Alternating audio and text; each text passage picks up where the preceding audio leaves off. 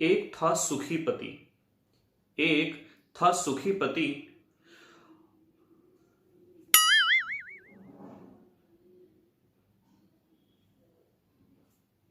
हो गया आज का। चाय पी के जाओगे? चाय मंगवा दूं?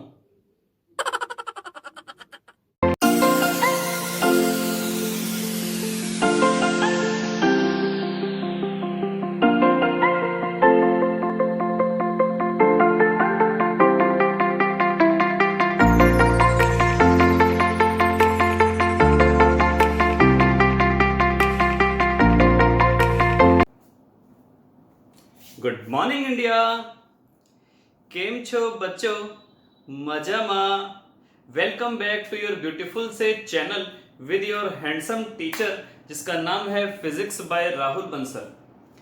करते हैं आज हम अगले अध्याय का टॉपिक स्टार्ट। कक्षा 12वीं क्लास 12 चैप्टर 4 का नेक्स्ट टॉपिक स्टार्ट जिसका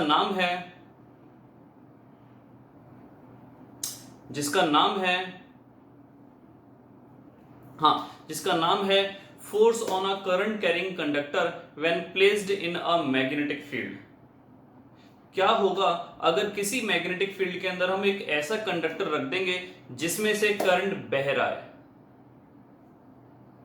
बह रहा नहीं है, बह रहा है। कुछ भी सुन लेते हो। टॉपिक है बच्चों आपका force on a current carrying conductor placed in a magnetic field. कुछ बात समझ में आई कि अगर हम किसी मैग्नेटिक फील्ड के अंदर एक ऐसा कंडक्टर रख दें जिसमें से पहले से ही करंट बह रहा है तो क्या होगा उसके ऊपर आइए देखते हैं। सपोज करो बच्चों ये आपके पास एक मैग्नेटिक फील्ड है। ये आपके पास एक मैग्नेटिक फील्ड है। आपने इसके अंदर एक कंडक्टर रख दिया। वो कैसे भी रखा हो, चाहे वो पैरेलल हो, चाहे वो परपेंडिकुलर हो, चाहे वो ऑब्लिक हो।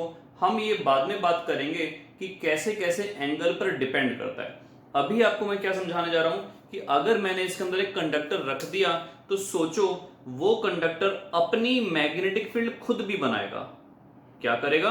अपनी मैग्नेटिक फील्ड खुद भी बनाएगा। ये एक कंडक्टर है, इसमें अगर करंट फ्लो कर रहा है तो ये अपनी एक मैग्नेटिक फील्ड खुद भी बनाएगा। आपको ये पढ़ाया था एसीएल एम्पियर सर्किटल लॉ के अंदर भी, और भी आप लोग ये जानते हो। और इसका हमने कैसे निकाला था? राइट हैंड थंब रूल की सहायता से कि अंगूठा जिस डायरेक्शन में होगा उसी डायरेक्शन में करंट होना चाहिए। और ये लिप्टन, क्या बोला हमने?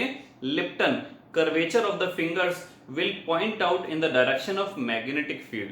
अब ध्यान से सोचो बच्चों कि ये वाली मैग्नेटिक फील्ड जो हमने दी वो बड़ी स्ट्रॉन्ग मैग्नेटिक फील्ड है। यहां पर सपोज करो हमने रख दिए नॉर्थ पोल और साउथ पोल, जो बड़ी स्ट्रॉन्ग मैग्नेटिक फील्ड है, चाहे ये हॉर्सशू मैग्नेट हो या फिर ये स्ट्रॉन्ग इलेक्ट्रोमैग्नेट हो।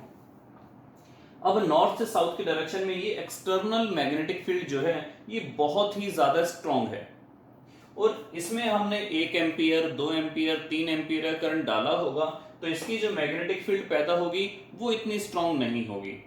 जब इस तार को हम यहां पर पुट करेंगे तो क्या होगा? ये बाहर की मैग्नेटिक फील्ड और ये वाली मैग्नेटिक फील्ड एक दूसरे के साथ इंटरेक्शन करेंगे। क्या में हर चीज में क्या में लग जाता तुम लोग। इंटरेक्शन करेंगे। बाकी अभी पढ़ाई लिखाई कर लो, कुछ खास ध्यान देने की आवश्यकता नहीं है। इंटरेक्शन करेंगे। शाबाश।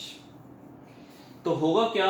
एक्सटर्नल मैग्नेटिक फील्ड इस छोटी सी नन्ही मुन्नी प्यारी सी मैग्नेटिक फील्ड के साथ इंटरेक्शन करेंगे तो दोनों में रिपल्शन या अट्रैक्शन होगा। कहने का मतलब है ये तार अल्टीमेटली मूव करना चालू कर देगी, क्योंकि ये इतनी स्ट्रॉन्ग मैग्नेटिक फील्ड तो है नहीं कि ये तार इन दोनों मैग्नेट्स को मूव करा दें। Definitely not. तो अल्टीमेटली क्या होगा? बड़े वाली ताकतवर वाली ने छोटे वाली को मूव कराना चालू कर दिया। मूव कराने चालू कर देने का मतलब क्या हुआ कि इसका मतलब तार पर कोई एक इनविजिबल फोर्स लग रही है जिसकी वजह से तार मूव करना चालू कर दिया।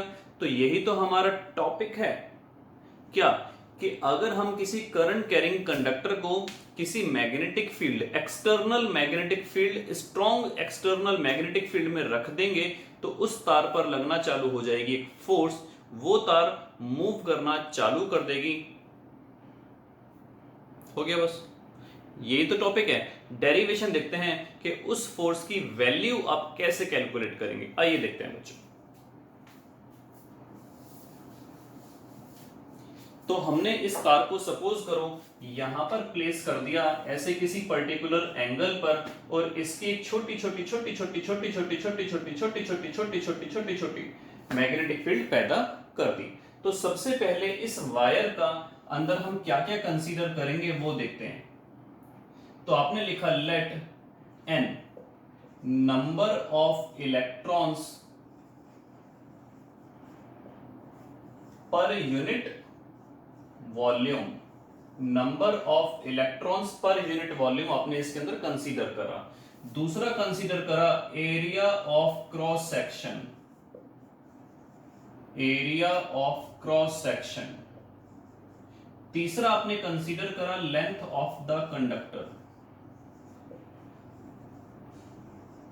Length of the conductor. चौथा आपने कंसीडर करा v।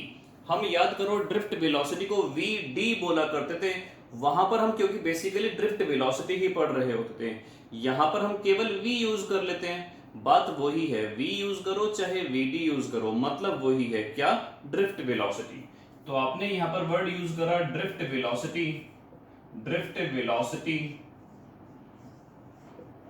Of electrons, drift velocity of electrons. B आपने वर्ड यूज करा external magnetic field, external magnetic field. उसके बाद आई आपने यूज करा बहरा, सॉरी करंट जो बह रहा, यार बार बार बता दो, current flowing in the conductor, in the conductor. और कुछ बचा, हाँ एक थीटा और ले लेते हैं बच्चों। ये थीटा हमारे पास क्या है कि जिस डायरेक्शन में करंट जा रहा है और जिस डायरेक्शन में मैग्नेटिक फील्ड है इनके बीच का ये angle, this is the theta. तो थीटा हमारे पास क्या है, angle between the direction of current and external magnetic field. External लिखोगे तो बच्चा ज्यादा अच्छा रहेगा, external magnetic field. Magnetic field को हम दिखाते हैं बी से। तो ये हमारे पास कुछ वेरिएबल्स हैं, एक आधा कर देख लेंगे और हमारे पास काम का होगा तो E लिख देते हैं। ई पर E क्या हुआ, charge on electron, charge on electron. इस तरीके से Q लिख दो, Q क्या हुआ, total charge, total charge on the wire, ये total charge flowing through the wire, flowing through the wire.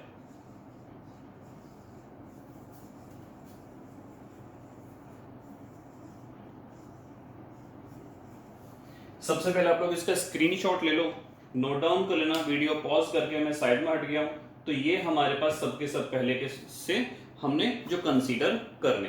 अब देखते हैं बच्चों किस तरीके से हम यहां पर फोर्स फाइंड आउट करते हैं। आइए देखते हैं, मैं थोड़ा सा ऊपर से एक दो लाइनें और रब कर देता हूं ऐसे। तो सबसे पहले देखो बच्चों कि आपने n जो माना था वो था number of electrons per unit volume, पर यूनिट वॉल्यूम। क्या मैं इसको ऐसे बोल दूं, ये हो गया नंबर ऑफ इलेक्ट्रॉन्स अपॉन में वॉल्यूम। हाँ जी बोल सकते हैं जी, बिल्कुल बोल सकते हैं। वॉल्यूम को मल्टीप्लाई n से कर दी तो n इंटू वॉल्यूम आपके पास क्या आ जाएगा, ये आ जाएगा number of electrons, number of electrons. और वॉल्यूम क्या होता है, किसी भी वायर जो होगी सिलेंड्रिकल होगी, एरिया इंटू लेंथ। तो नंबर ऑफ इलेक्ट्रॉन्स आपके पास क्या आ जाएंगे, नंबर ऑफ इलेक्ट्रॉन्स ये आ जाएंगे n, वॉल्यूम हो गया a इंटू एल, इतने नंबर ऑफ इलेक्ट्रॉन्स। एक इलेक्ट्रॉन पर बच्चों चार्ज कितना है, E, तो इतने इलेक्ट्रॉन्स पर चार्ज कितना हो जाएगा, हम मल्टीप्लाई कर देंगे E से, हम मल्टीप्लाई कर देंगे E से, तो टोटल चार्ज जिसको आपने Q बोला था वो हो जाएगा NaL इंटू E, ये टोटल चार्ज आ गया। तो अब करते हैं स्टार्ट। आपको याद होगा हमने पढ़ा था जब एक इलेक्ट्रॉन मूव करेगा विद वेलोसिटी v, तो आपके पास जो फोर्स निकल के आएगी वो होगी QVB sin थीटा, वो आपके पास आएगी बच्चों QVB sin थीटा। एक बार देख लेते हैं कि जब एक इलेक्ट्रॉन मूव करता है तो आपके पास जो फोर्स निकल के आती है वो होती थी QVB sin थीटा। ये एक इलेक्ट्रॉन की बात हुई, लेकिन यहां पर बहुत सारे इलेक्ट्रॉन्स हैं, तो Q की वैल्यू आपके पास आई NaLe, ये हम पुट करते हैं यहां पर, ये आई NaLe और साथ में VB sin थीटा। आपको याद होगा सिंस करंट का हमने ड्रिफ्ट वेलोसिटी से एक रिलेशन पढ़ा था, मेरे दोस्त का नाम था नावेद, वही तो रिलेशन था, वही तो आपके पास रिलेशन था नावेद, क्या था NaVD लगाते थे और साथ में E, NaVe, ये वैल्यू हुआ करती थी बच्चों करंट की। आप प्रीवियस लेक्चर्स के अंदर देख सकते हैं चैप्टर नंबर 3 में, तो I की वैल्यू हम ये NaV और E, ये वाली वैल्यू हम यहां पर पुट कर देंगे, तो फोर्स आपको क्या मिली, I मिल गई, साथ में आपको L मिल गई और साथ में B मिल गई, साथ में साइन थीटा मिल गई। यही तो आपके पास फॉर्मूला है। इसको हम अगर ऐसे लिखते हैं bill sine theta, bill sine theta, B हो गई मैग्नेटिक फील्ड, I हो गई आपके पास करंट और L हो गया लेंथ ऑफ द कंडक्टर। अगर सपोज करो लेंथ इतनी बड़ी है तो आप इतनी बड़ी लेंथ नहीं लोगे, आप केवल उतना हिस्सा लेंथ लोगे जो मैग्नेटिक फील्ड के अंदर रखी हुई है। अगर मैं बात करूं यहां पर तो केवल इतनी यहां से लेकर यहां तक केवल L लोगे, जो बाहर वाली है उस पर तो फोर्स लगी नहीं रही है, तो इसका मतलब क्या हुआ, आप केवल उतनी लेंथ लोगे जो मैग्नेटिक फील्ड को इंटरसेक्ट कर रही है। B for magnetic field, I for current, L for length और theta is the direction, is the angle between the direction of current and magnetic field। इसको अगर हम वेक्टर फॉर्म में लिखें बच्चों तो ये कुछ ऐसी बनेगी, I L क्रॉस B, ये आपके पास निकल के आती है वेक्टर फॉर्म। जैसे यहां पर इसकी वेक्टर फॉर्म निकल के आती थी Q V क्रॉस B, उसी तरीके से चार्ज फ्लो होने लगा तो Q बाई टी करंट बन गया, वेलोसिटी की जगह लेंथ ले ली, मैग्नेटिक फील्ड वही की वही है। कुछ बात समझ में आई? आप इसको ऐसे भी समझ सकते हो, वेलोसिटी क्या होता है, डिस्टेंस अपॉन में टाइम, तो डिस्टेंस अपॉन में टाइम और Q बाई टी क्या आ गया करंट, Q बाई टी क्या आ गया करंट, साथ में L क्रॉस B आपके पास ये आ गया। कहीं से भी कंसेप्ट समझ लो, फिजिक्स या कोई भी चीज आप पढ़ो, फिजिक्स केमिस्ट्री बायो मैथ्स कुछ भी पढ़ो, तो आपको कंसेप्ट करने बहुत जरूरी है बच्चों, क्लियर। ये नहीं कि रट ली इस डेरिवेशन को, ऐसे ही बताया मैंने आपको, वेलोसिटी की जगह आपने ले लिया डिस्टेंस अपॉन में टाइम, Q को टाइम से डिवाइड करेंगे तो करंट आ गया, L क्रॉस B आपके पास ये आ गया। बात कर लेते हैं फटाफट डायरेक्शन की। डायरेक्शन कैसे निकालेंगे, आपको याद होगा वहां पर आपने क्या सीखा था, जब एक सिंगल इलेक्ट्रॉन या सिंगल चार्ज मूव होता था ऐसा, ये वाली फिंगर जिसको हम फर्स्ट फिंगर, इंडेक्स फिंगर या फोर फिंगर भी कहते हैं, FORE फोर फिंगर, ये किसको शो करती है, मैग्नेटिक फील्ड को। ये शो करती है डायरेक्शन ऑफ पॉजिटिव चार्ज, ध्यान रखना direction of positive charge, not negative charge. ये शो करती है डायरेक्शन ऑफ पॉजिटिव चार्ज, तो ये किसको शो करती है, डायरेक्शन ऑफ फोर्स। यहां पर भी वही चीज है, ये किसको शो करेगी, डायरेक्शन ऑफ मैग्नेटिक फील्ड, ये शो करेगी डायरेक्शन ऑफ पॉजिटिव चार्ज, कहने का मतलब है करंट, और ये शो करेगी डायरेक्शन ऑफ फोर्स। तो एक बार हम यहां पर सीख लेते हैं फिर से ये रूल, मैं धीरे धीरे बोलूंगा, आप लोग चाहो तो नोट डाउन कर लो। If we stretch the index finger, the middle finger and thumb of our left hand left hand mutually perpendicular to each other if we stretch the forefinger, the middle finger and thumb of our left hand mutually perpendicular to each other such that the forefinger points in the direction of magnetic field, middle finger points in the direction of electric current or points in the direction of movement of positive charge, then thumb will point in the direction of force acting on the current carrying conductor.